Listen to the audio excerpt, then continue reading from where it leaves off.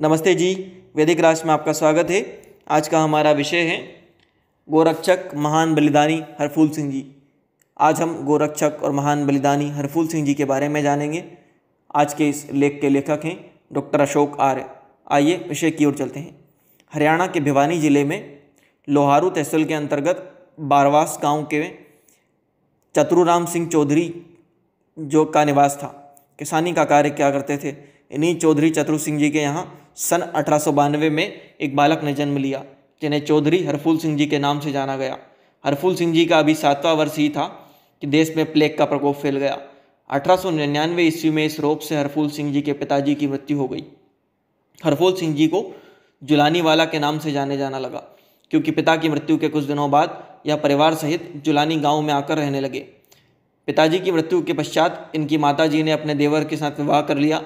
हरफूल सिंह जी अपने मामा के पास सांडवा गांव चले गए और वहां रहने लगे। कुछ समय के बाद जब लौटे तो चाचा के परिवार ने इन्हें संपत्ति से बेदखल कर दिया और कुछ भी अधिकार देने से मना कर दिया। जब इन्होंने विरोध किया तो चाचा के परिवार ने पुलिस में झूठा केस दर्ज करवा दिया। पुलिस ने इन पर अमानवीय अत्याचार किए। इस झगड़े से जान छुड़ाने के पश्चात हरफूल सिंह जी देश की सेना में भर्ती हो गए। कुछ दिनों के बाद ही द्वितीय विश्व युद्ध आरंभ हो गया। द्वितीय विश्व युद्ध में इन्हें एक योद्धा की उपाधि मिली। एक बार एक ब्रिटिश अफसर के परिवार की जान खतरे में आ गई। शत्रुओं ने उनको चारों तरफ से घेर लिया। तब उस परिवार और उसके बच्चे को बचाने के लिए हरफूल सिंह जी ने अपने प्राण दांव पर लगा दिए और पूरी जान लगाकर उस परिवार की रक्षा कर ली। अकेले ही सारे शत्रुओं को मार गिराया। ऐसी स्थिति में इन्हें एक योद्धा का गौरव प्राप्त हुआ और 10 वर्ष सेवा करने के पश्चात सेना से इन्होंने रिटायरमेंट ले लिया, त्याग दी सेना। इसके बाद जब इन्होंने मुक्त होने लगे, उस अवसर पर सेवा से मुक्त होने के समय उस अफसर ने जिनके परिवार की इन्होंने रक्षा की थी कुछ इनसे मांगने को कहा। तब इन्होंने फोल्ड होने वाली गन मांग ली। उस अधिकारी ने यह गन देकर इनकी इच्छा पूरी कर दी। अब गन मांगने के पीछे महत्वपूर्ण कारण था कि वो जो अत्याचार गांव में इन पर हुए थे अभी तक इनके मस्तिष्क से गए नहीं थे, भूले नहीं थे। उसकी आग अभी भी इनके हृदय में धधक रही थी। जैसे ही गांव पहुंचे, सबसे पहले उस थानेदार ने जिन्होंने इसे झूठे केस में इनके फंसाया था, आते ही टोहाना के उस थानेदार की इन्होंने हत्या कर दी। अब गांव आकर फिर संपत्ति में अपना अधिकार मांगा। इनकी माता तब तक रही नहीं थी। एक चौधरी कुरादाराम ही थे जो इनकी सहायता के लिए आगे आए, अन्य किसी ने इनकी सहायता नहीं की। तब हरफूल सिंह जी ने सब त्याग दिया और गौ सेवा और गौ रक्षा का ही अपना संकल्प बना लिया। अब गौ सेवा और गरीबों की सहायता के लिए आप तत्पर रहने लगे। टोहाना में मुस्लिमों का एक कसाई खाना था। गायें काटी जाती थी। इस कसाई खाने में गांव वालों ने विरोध किया पर बंद करवाने में असफल रहे।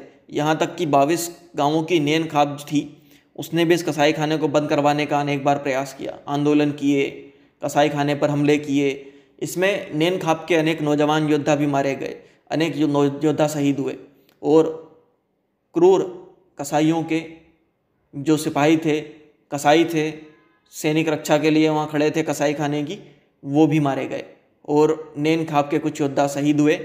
परंतु फिर भी नेन खाप इस कसाई खाने को बंद करवाने में सफल नहीं हुई।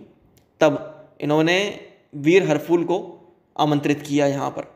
अब इस असफलता के कारण जब वीर हरफूल ने जाने तो 2 महत्वपूर्ण कारण थे। प्रथम तो ब्रिटिश सरकार खुलकर उस समय तक कसाई खानों के पक्ष में खड़ी थी। दूसरा, इनके पास कोई शस्त्र नहीं था।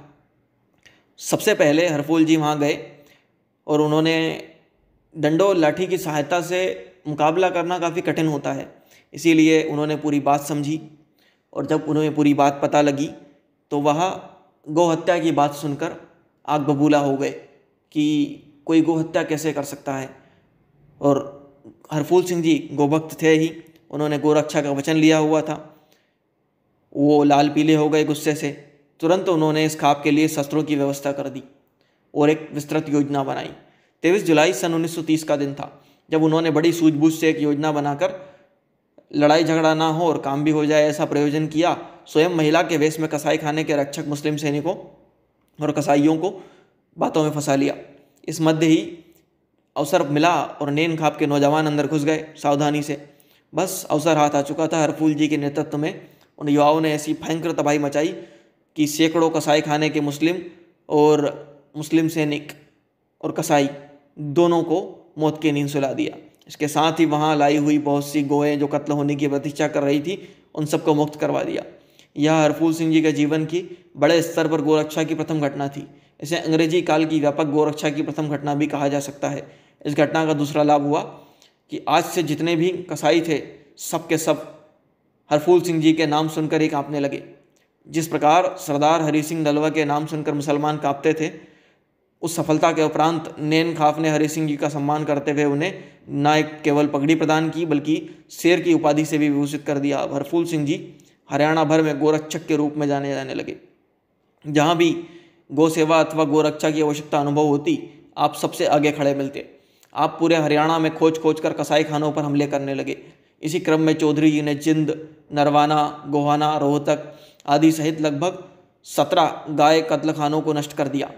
उनकी इस गौ सेवा के कारण फूल सिंह जी, जो हरफूल सिंह जी का नाम समग्र उत्तर भारत में सुप्रतिष्ठित हो गया। कहीं भी उनके नाम की चर्चा जहाँ जहाँ होती, कसाई लोग थर थर काँपने लगते।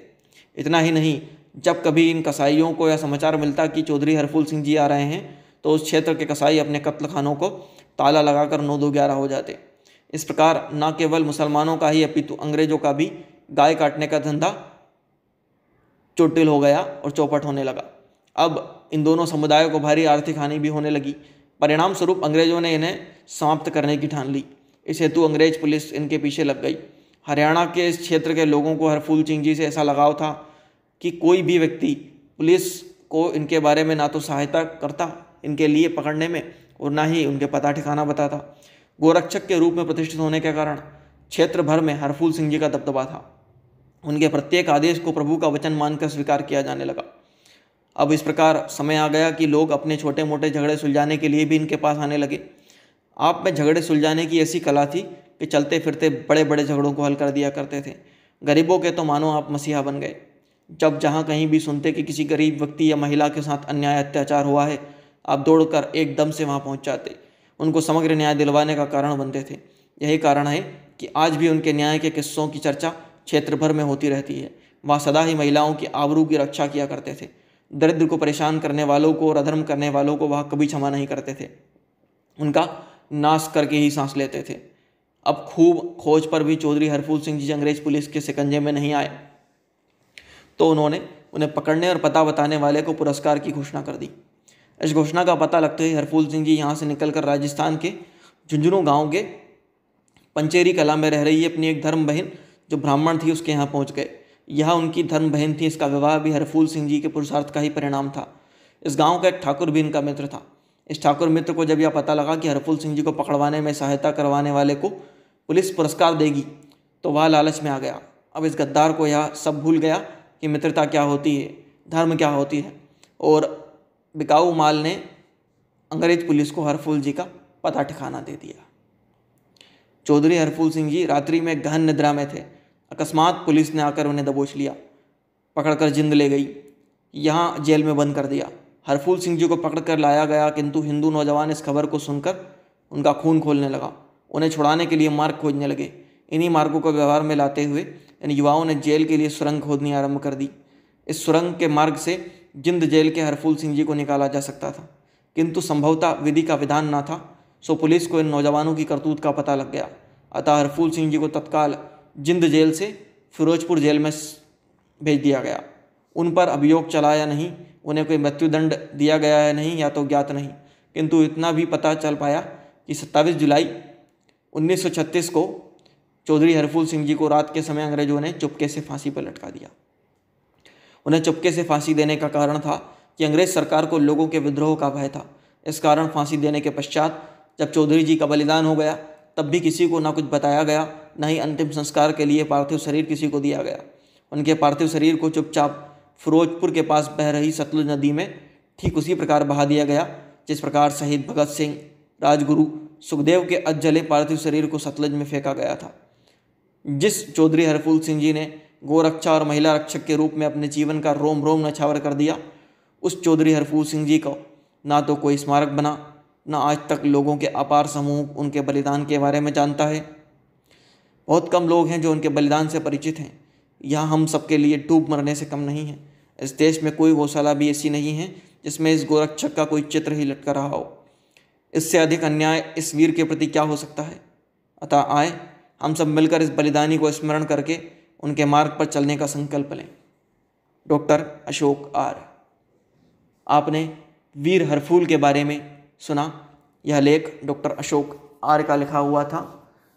वास्तव में सच में हमें ऐसे वीर बलिदानियों के बारे में, महिलाओं पर होने वाले अत्याचार, गरीबों के मसीहा और गोरक्षक जिन्होंने अंग्रेज़ों सहित मुस्लिम कत्लखानों को तबाही मचाकर प्रथम बार स्पष्ट रूप से गो हत्यारों को खिलाफ एक सशस्त्र कार्रवाई आरंभ की थी, ऐसे महत्वपूर्ण वीर योद्धा के बारे में अक्सर लोग नहीं जानते। अगर आप भी ऐसे लोगों को जानते हैं जो नहीं जानते, तो उन्हें यह वीडियो अवश्य बताएं। आप भी जानिए, सुनिए और पढ़िए, ताकि बार बार इसको सुनकर स्मरण करके आपको पता लगे अमर बलिदानियों के बारे में। इसी तरह के और प्रेरणादायक लेखों के लिए, क्रांतिकारियों के जीवन परिचय के लिए, महापुरुषों के जीवन परिचय के लिए वैदिक राष्ट्र यूट्यूब चैनल को लाइक करें, शेयर करें, सब्सक्राइब करें। धन्यवाद। बेल आइकॉन की घंटी भी दबा दें ताकि जब भी कोई नया वीडियो आए इसकी अपडेट सबसे पहले आप तक पहुंचे। धन्यवाद।